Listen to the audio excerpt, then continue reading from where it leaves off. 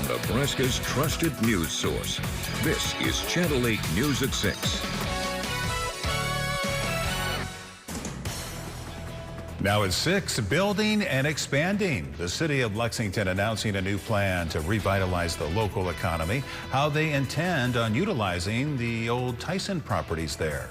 Then a troubling past, how Lincoln Arby's arrest potentially tied to a much more serious case, what police say happened during that chaotic takedown.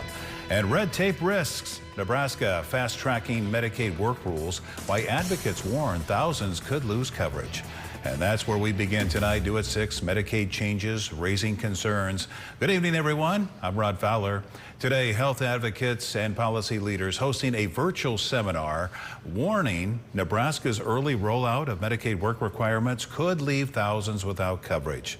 They say confusion and red tape are already creating problems. During the briefing, national and state groups spotlighted Nebraska as the first to move up the timeline, starting work requirements this week instead of waiting until 2027. Advocates say more than 70,000 Nebraskans could be impacted, with concerns many could lose coverage not because they don't qualify, but because of paperwork and system barriers. They also warn the rollout is happening too fast, with limited staffing, outreach, and clear guidance for those affected. When work requirements have been piloted, they show no effect on encouraging employment. And again, that's partially because more than 90% of the adults on Medicaid nationwide are already working or would meet an exemption because of age, infirmity, or otherwise.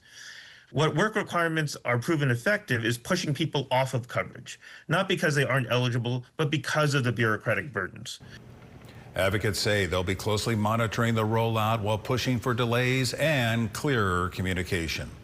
The city of Lexington announcing a new partnership with Tyson Foods. It's aimed at boosting economic development and bringing new jobs to the area. City leaders say the effort focuses on long-term growth and redevelopment.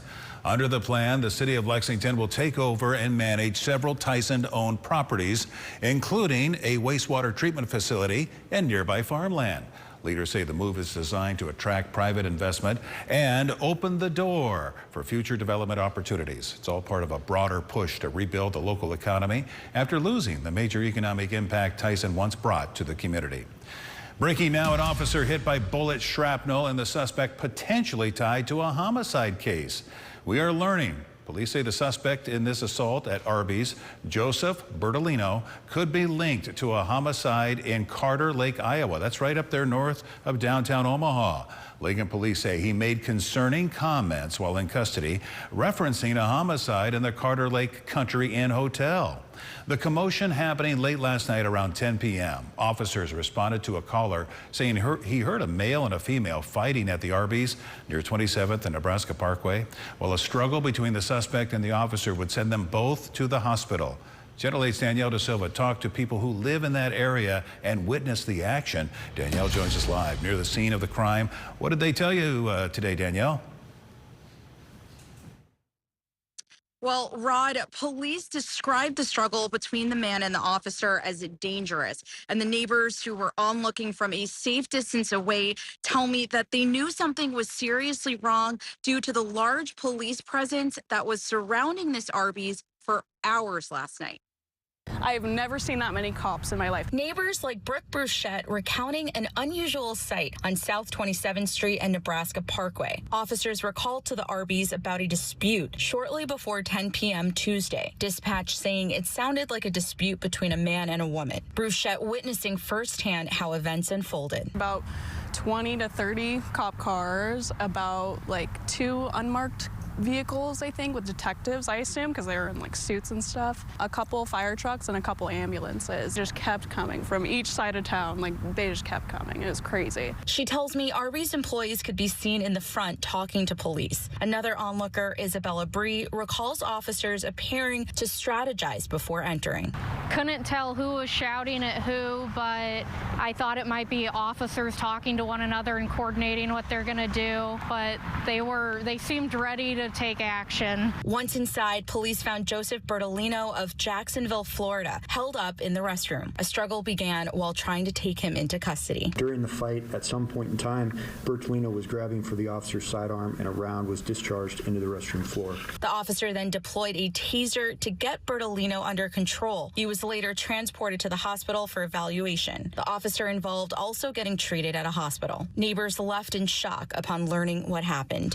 Usually this is a safe neighborhood and nothing really concerning happened, so it was out of the ordinary for sure. There's no word yet on the alleged woman involved in the dispute, but this is still under investigation. Reporting live from Lincoln, Danielle Da Silva, Channel 8 News.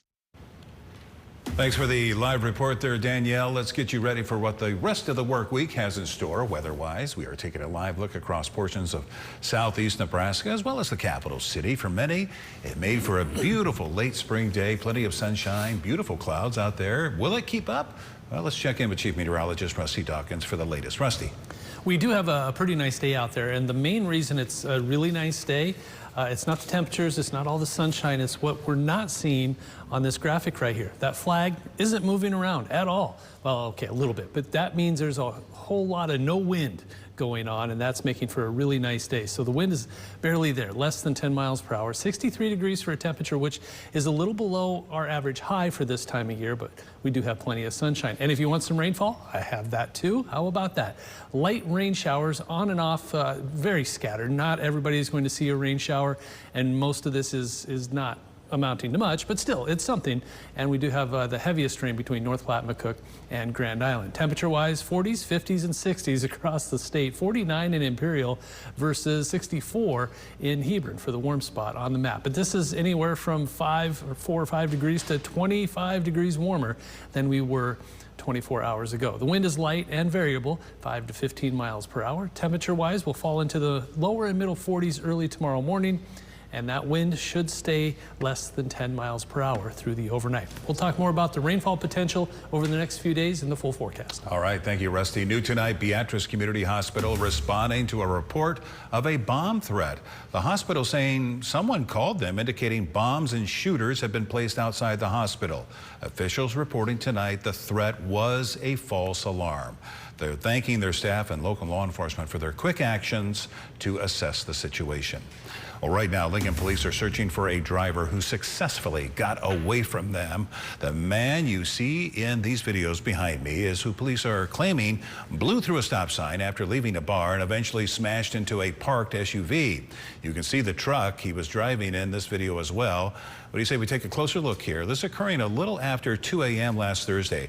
Officers report the driver hit speeds of 65 miles per hour as they tried to catch up with him. They say they decided to back off after he drove into a residential area just to be safe. The truck caused significant damage to this SUV that it crashed into, but police say no one was hurt. If you recognize the man from the video or the female passenger, call Lincoln Police, or you can remain anonymous by calling Crime Stoppers. Stay with us. We have plenty more after the break, such as expanding the power of pedaling. City officials announcing a plan to build on the cycling experience. Where in Lincoln you can expect to see the next Bike LNK station. Don't go anywhere. We're back in 60 seconds.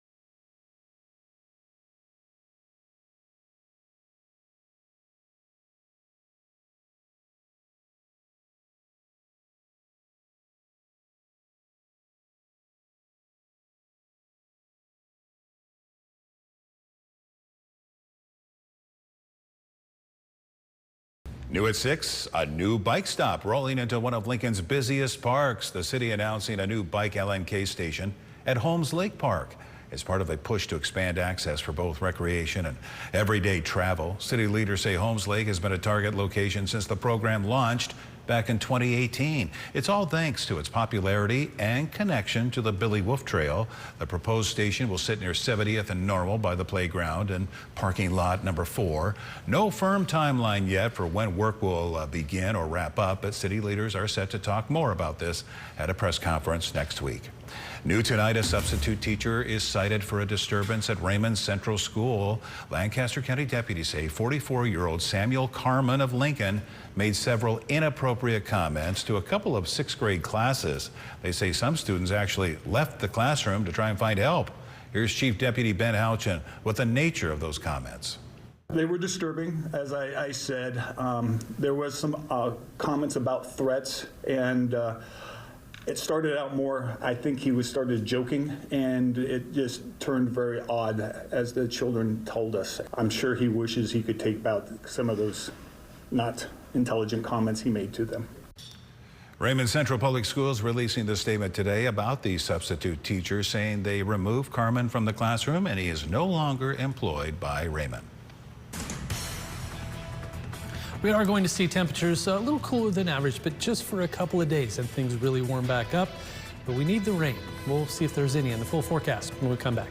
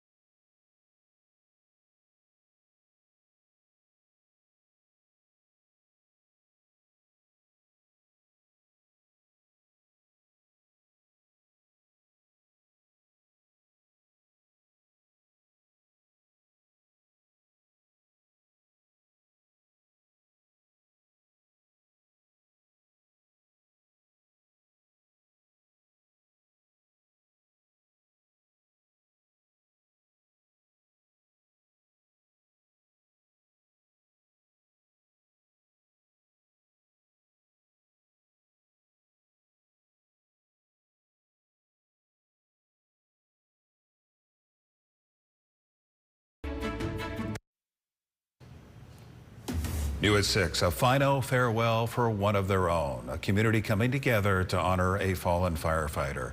Departments across Butler County showing their support as they helped lay firefighter Marty to rest. From the procession to the final call, it was a tribute filled with respect and remembrance. The department sharing their thanks tonight, saying the loss leaves a lasting void.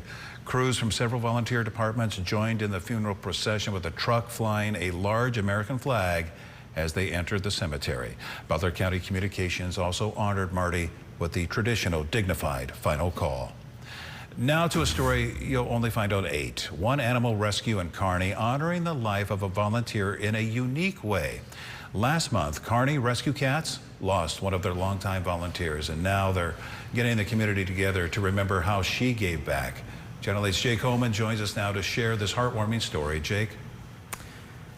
Rod, Ella DeWeese was a longtime volunteer at Kearney Rescue from the start of this all back in 2020. One of the things she was best known for was taking care of a shoe fundraiser they had. And while the rescue says she will be deeply missed and they'll now have to cover all the tasks that Ella used to take care of, the family asked for the community to honor Ella's life by donating used shoes. And so far, you can see in these photos here, more than 75 pairs have been collected. The rescue stating just how special it was to see this and the impact Ella had on the Kearney community.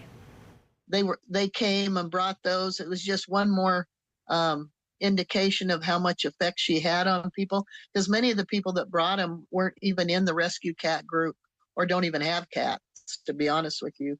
But they knew that that was her passion, and so that's why they wanted to participate. Now, they say Ella was a big part of the work they did, and now the challenge is figuring out life without her. Kearney Rescue Cat also says they're continuing to work through it, and they do believe that's what Ella would have wanted. We'll talk more about that tonight here on the news at 10. For now, reporting here in the studio, Jake Coleman, Channel 8 News. Now, your Storm Alert Team forecast with Chief Meteorologist Rusty Dawkins.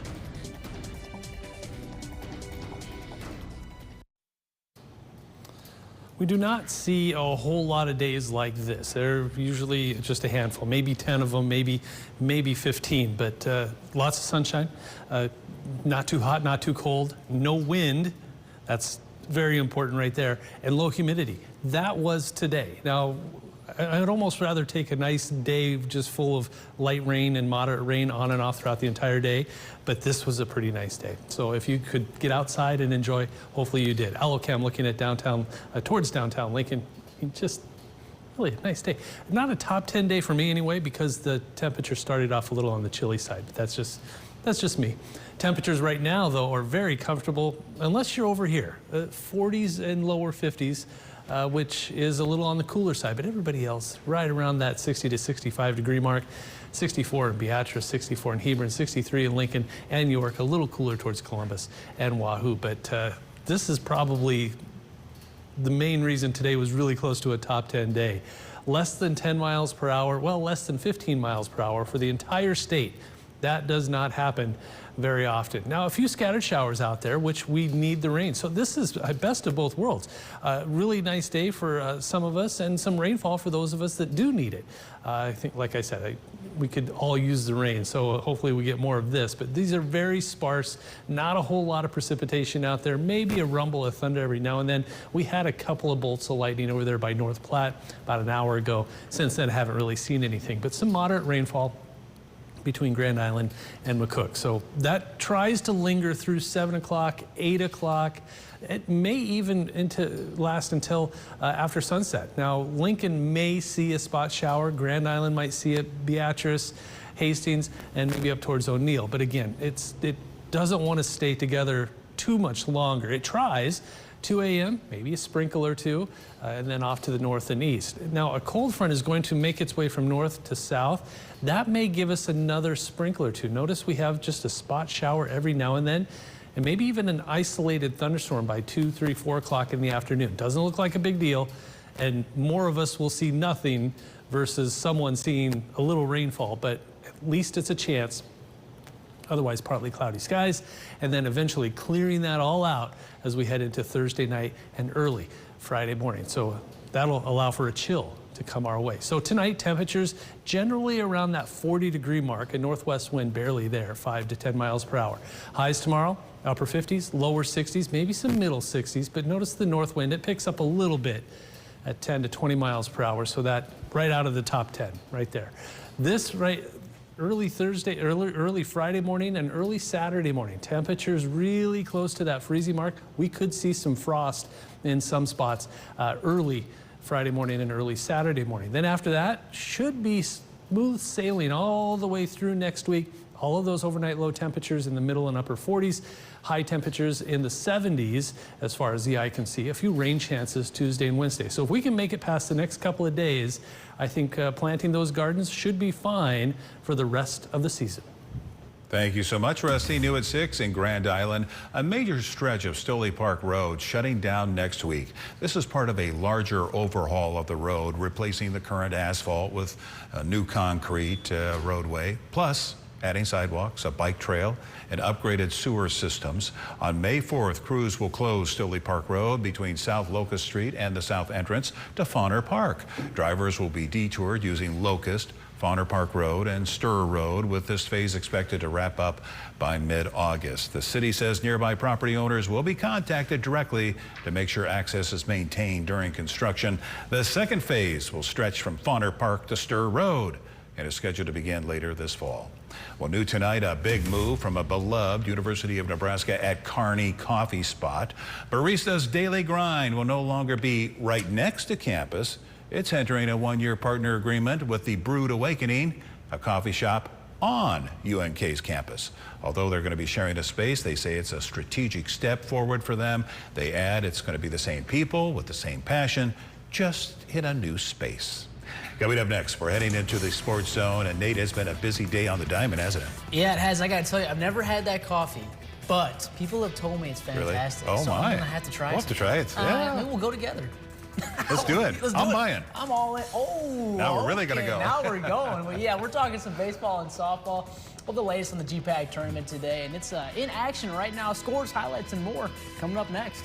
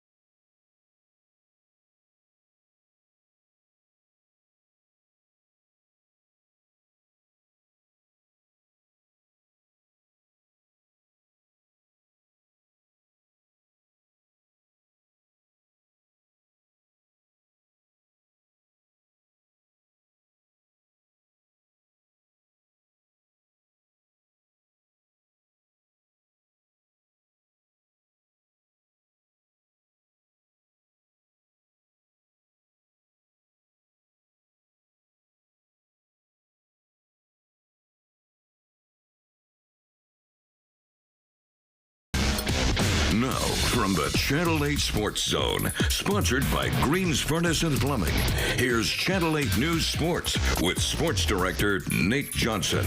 The Channel 8 News Sports Zone.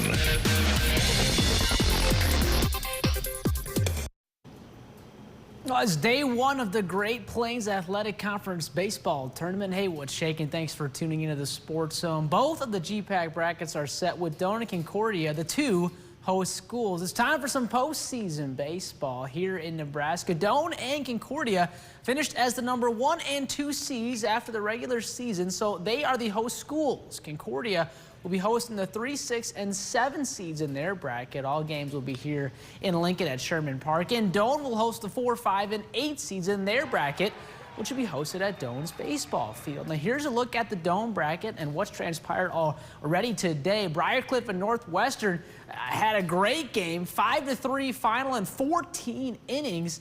Doane right now is actually down to Hastings, so we'll have an update on that later tonight on that game that's about to wrap up here in just a little bit. Tomorrow's games will start out in Crete at 9 a.m. Now here's a look at Concordia's bracket. The Bulldogs were supposed to take the field at 6 p.m. today, but that first game between Dakota Wesleyan and Morningside is running a bit late, pushing that start time back to later this afternoon.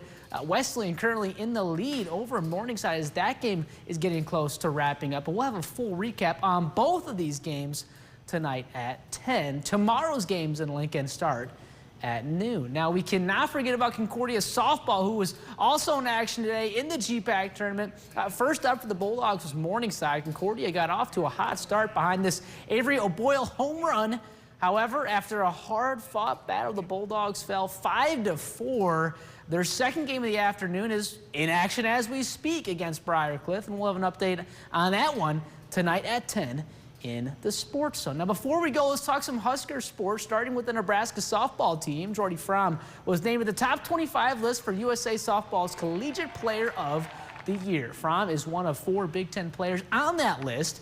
The Nebraska native was tabbed as Softball America's #1 two-way player going into the month of May, and has been a 3-time Big Ten Pitcher of the Week this season already. So we'll keep an eye on this down the road. Finally, Nebraska men's basketball picked up a big commitment today. Utah Valley transfer Trevon Leinhart will join the Huskers next season. The 6'5", 175-pound guard averaged 11.9 points per game on 51% shooting, along with 6 assists, 5.4 rebounds, and 2.1 steals per game last season with Utah Valley. So welcome to Lincoln. That's going to do it for sports, though. Rod will send things back over to you. All right, thank you, Nate. Let's check in with Rusty for a final look at your forecast. Pretty nice evening out there. If you want to go out for a walk or do some grilling outside, be sure to invite me and Rod. And Nate, we've got temperatures in the 60s and a spot shower here and there. Not everybody's going to see rain, but the potential is there. Tomorrow morning, though, a little on the chilly side, 30s and 40s to start your day. All right, thank you, Rusty, and thank you so much for joining us. We hope you enjoy your evening, and we'll see you back here at 10 o'clock. The Amigos